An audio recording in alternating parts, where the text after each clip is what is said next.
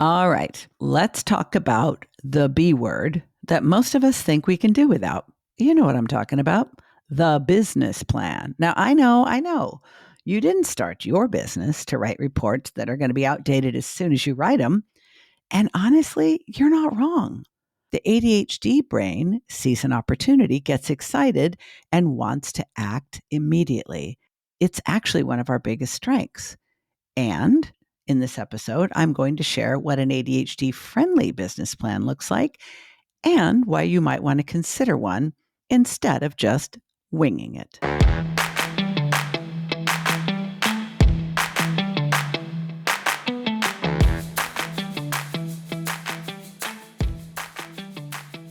Well, somewhere along the way, maybe some well meaning person, like a business coach, maybe your accountant, maybe even your mom, told you that you need a business plan. So your brain probably immediately went, oh, hell no, that sounds like homework. That sounds like just sitting still for hours, writing about some hypothetical bullshit that's probably going to change anyway. So, of course, you rejected the whole idea. You decided, I'm just going to figure it out as I go along. And maybe that's been working, sort of. Or maybe you're here because you're starting to realize that winging it actually has some hidden costs and consequences that you hadn't anticipated.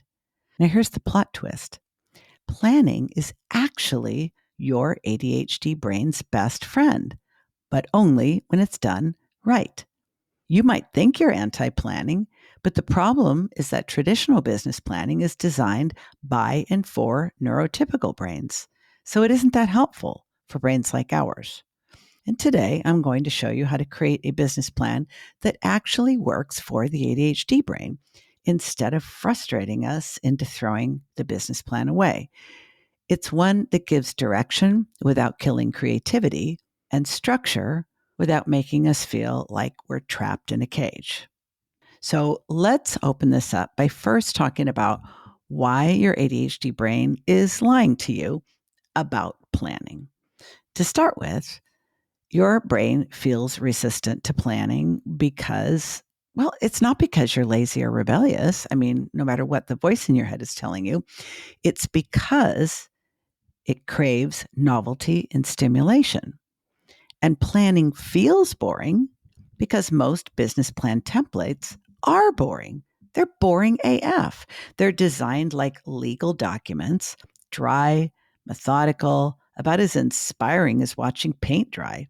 So, of course, your brain rejects that shit. Plus, we tend to be big picture thinkers. We get excited about possibilities. Traditional planning asks us to nail down specifics before we've even had time to create and explore and experiment. I mean, that's like asking you to choose your outfit for next Tuesday when you don't even know what the weather's going to be like or what your mood or energy will be. And here's the kicker: we are often right that things do change. Entrepreneurs and creatives with ADHD traits are incredibly adaptable. We pivot, we adjust, we see new opportunities and chase them. So when someone hands us a 40-page business plan template and tells us to fill it out, of course our brain goes, this is going to be wrong in 3 months anyway, so why bother?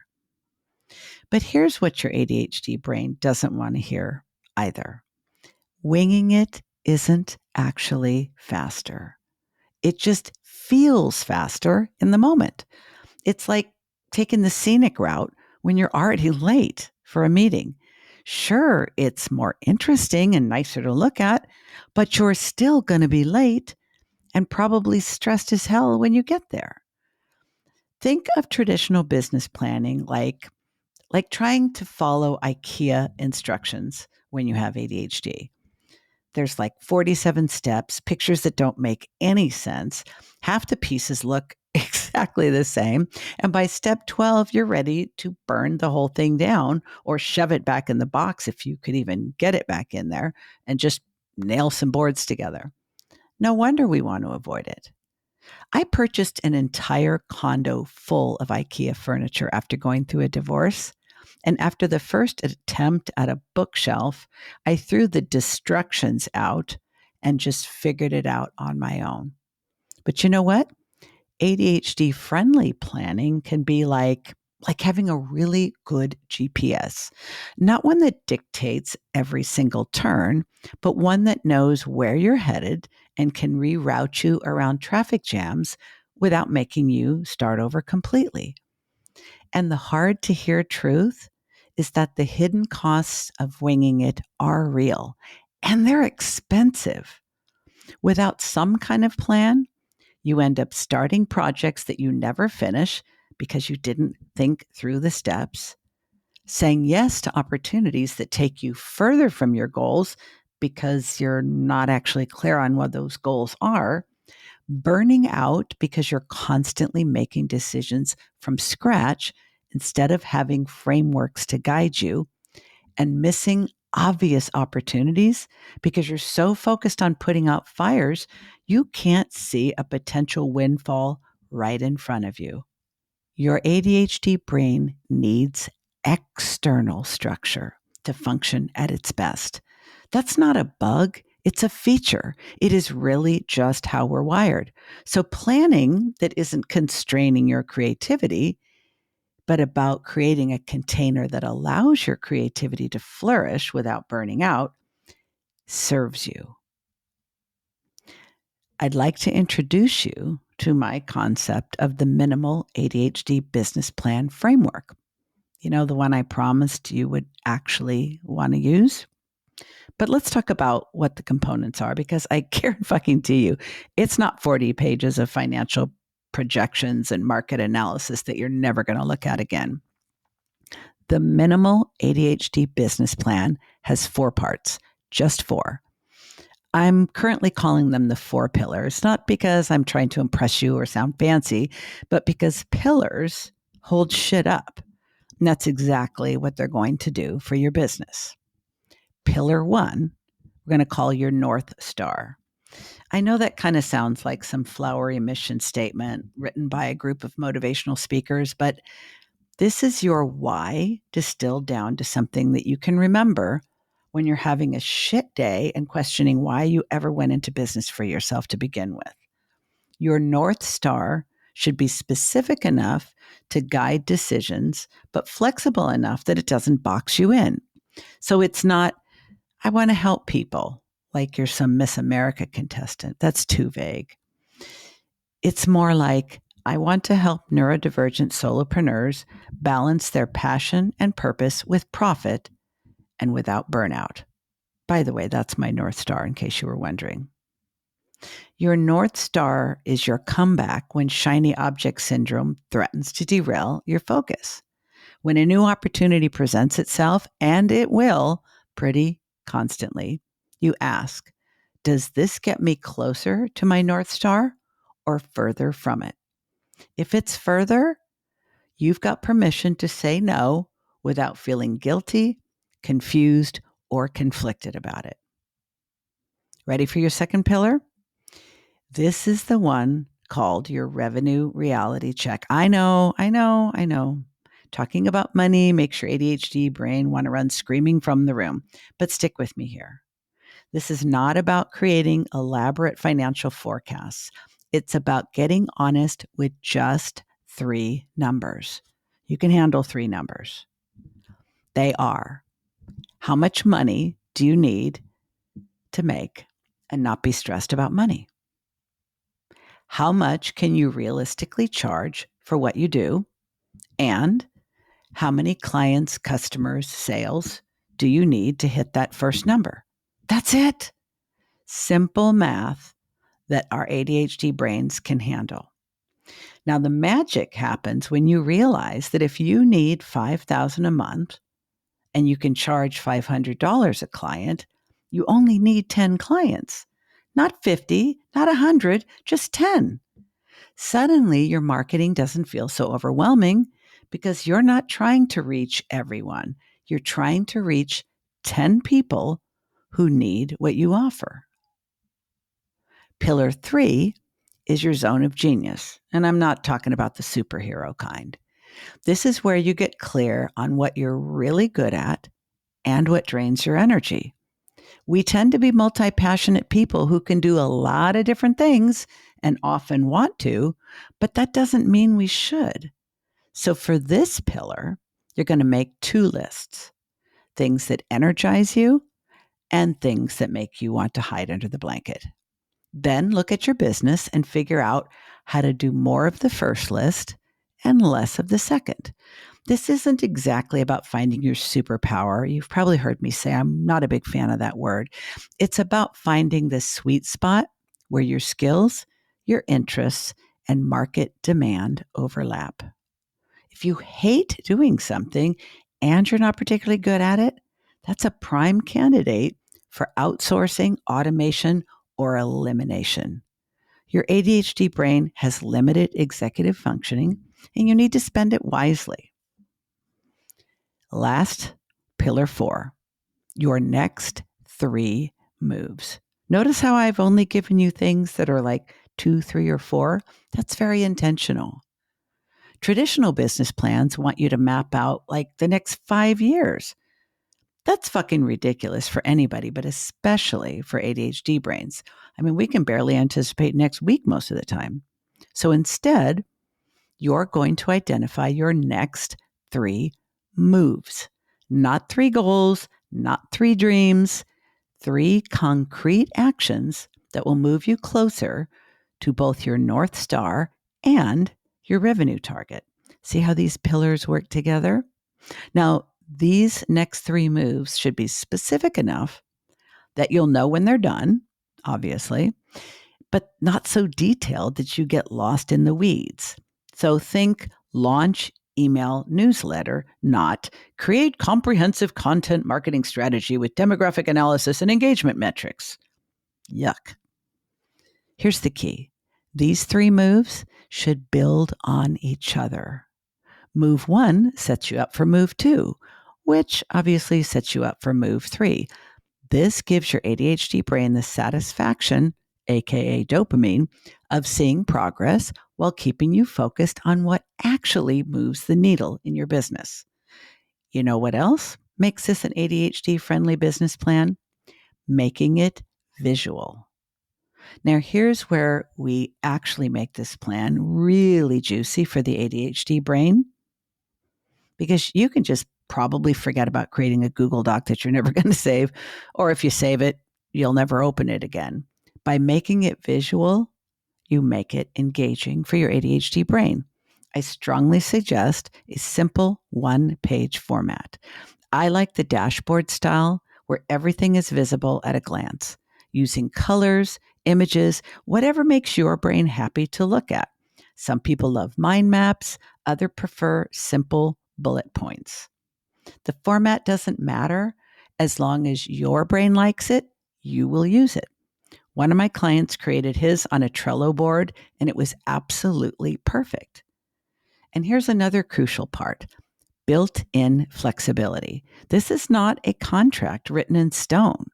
It's a living document that you're going to update as things change, because things will change. Remember, that's one of the reasons why you didn't want to do it to begin with. But that's not failure. That's adaptation. And remember, we're creating an ADHD-friendly business plan that makes it super easy to update. It's one of the reasons why I love recommending using platforms like Trello instead of a document, because changes are easy peasy on something like Trello, and you don't have to rewrite the whole thing from scratch. Now, what's really important is be able to create this plan, even though it's super simple, without killing your vibe. Because if you don't finish it, you're not going to use it and it can't help you. So you already know what's going into your plan. That's your 4 pillars. But how you actually create the plan itself without falling into perfectionism or hyperfocus or just getting so overwhelmed that you abandon ship halfway through, well, I'm going to recommend that you use the sprint method. Because here's what you're not going to do. You are not going to block out an entire weekend to work on your business plan. That is a recipe for disaster. You will procrastinate for 3/4 of the time. Then you will try to cram it at the last minute. Your brain will get overwhelmed, distracted, bored, or you'll just end up reorganizing your sock drawer or starting a new side quest instead. So the sprint method is simple. You set a timer for 25 minutes and work on one pillar. One pillar. When the timer goes off, you stop, even if you're in the middle of a sentence. Actually, especially if you're in the middle of a sentence. You know why? This does two things. It prevents overwhelm and it tricks your brain into thinking, hey, this is manageable, because it is. 4 25-minute sprints over 4 different days, and you, my friend, have got a business plan. You're not going to try to do it all in one day. Even if you want to, don't do it. Let your subconscious work on it between sessions. You will be amazed just how much clarity you're going to get when you're not actively trying to figure it out and finish it. By the way, this is a meta skill for living with ADHD and running a business that also develops a new belief that most of us need. Making use of the nooks and crannies of time in our day instead of thinking we have to wait until we have a big chunk of time available to get anything done. Forget fancy business planning software. This business plan is going to be created with tools that actually work with ADHD brains because you're already using them. You are going to use the tools you already know and already love. So if you're a visual person, I know you've got Canva. You may have Trello. You've probably got PowerPoint that just needs to be digitally dusted off. If you prefer text, you do you, boo. Just get out those Google Docs or Notion. The goal is to reduce friction by using things you're already familiar with. We don't want you adding more steps to your process by trying to learn a new software platform. Now, some people swear by voice to text. So you can record yourself talking through each pillar as though you were explaining it to another person. Then just clean up your transcript. This works especially well for those of us who are verbal processors and figure things out by talking them out instead of writing them out. But whatever tool you choose, just make sure that it's accessible from wherever you do your best thinking. If you get your best ideas in the car, you're going to want to make sure that you can access your plan from your smartphone. If you do your best thinking at a coffee shop, then make sure your plan lives in the cloud and is accessible from your laptop. And let's not forget the good enough principle. Here is your permission to do an imperfect job. This does not need to be perfect, friend. It doesn't even have to be particularly good. And for you hardcore perfectionists, I know this is going to be challenging, but it really just has to be good enough to guide your decisions and help you stay focused. Your version 1.0 of the plan is probably going to suck. And that's not only okay, it's expected. The point isn't to create the perfect plan. It is to create a starting point that you can improve over time. Remember, this is a plan that is going to grow with you and with your business. So I want you to think of it like a rough sketch before you paint, or a shitty first draft if you're a writer. You're not trying to create a masterpiece on the first try.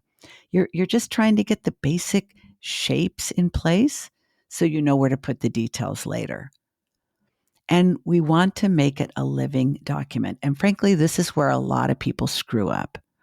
They create their plan, they stick it in a folder, digital or analog, and they never look at it again. 6 months later, they're wondering why they still feel lost and scattered. Your plan needs to be reviewed and updated regularly, not daily. That's too much. But monthly works pretty well for most ADHD brains. If you've got a regular monthly routine, like I review all of my statistics monthly. My assistant prepares a document for me with multiple tabs. I look at all of my analytics at one time. I also look at my business plan at the same time. It doesn't change every month, But if you don't look at it for 6 months, I guarantee your business has changed without you documenting it and updating it on the business plan. The easy way to do this is to set a recurring calendar reminder to spend 15 minutes reviewing your plan. That's it. Are you heading towards your North Star still? Great. Are your next 3 moves still relevant? Awesome. What needs to be adjusted? This isn't about judging yourself for what you didn't accomplish or how much changed. It's about course correcting if and when you get too far off track. Because remember, the plan is your GPS, not your inner critic. And when things change, because they will, you simply update your plan. You don't abandon it simply because it's not 100% accurate anymore. You update it. This flexibility is what makes it sustainable for ADHD brains. So let's wrap this up with the key takeaways, because I know some of you have already started thinking about what you're having for lunch or dinner, depending on when you're listening. First, planning is not the enemy of spontaneity or creativity. When done right, it's actually what allows your ADHD brain to be creative and spontaneous without getting lost or burning out. Second, your plan doesn't need to be complicated. 4 pillars: the North Star, the revenue reality check, the zone of genius, and the next 3 moves. That's it. Everything else is just decoration. Third, the best plan is the one you'll actually use. So make it visual, make it flexible, make it accessible. It's a tool, not a test. Now here's your homework. And yes, I understand you may be cringing right now because I'm calling it homework, but I know that's either going to motivate you or piss you off so that you'll actually do it. Here it is. Pick one pillar and spend 25 minutes on it this week. Just one. Don't try to do all 4 because you'll get overwhelmed and then do none of them. Start with whichever one feels easiest or most interesting to you. How's that for ADHD friendly? Because guess what? With this business plan, there's no right order. If thinking about money makes you want to run and hide, start with your North Star. If you love talking about money, start with your revenue reality check. Work with your brain instead of fighting or forcing it. And remember, you're not creating a business plan because some guru told you to. Me either. You're creating it because your ADHD brain deserves the support and structure that will help it do its best work. Your future self, the one who's running a sustainable business that energizes instead of exhausts you, will thank you for taking the time to do it now.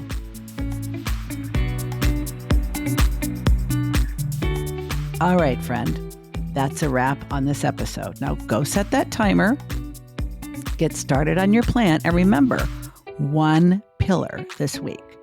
You can do another one next week. If you create something you're proud of because you can't believe you have a business plan, I would so love it if you'd either tag me on LinkedIn, send me an email, or leave a voice message on my website. There will be links to each of those opportunities in the show notes because I would absolutely love to see what you come up with.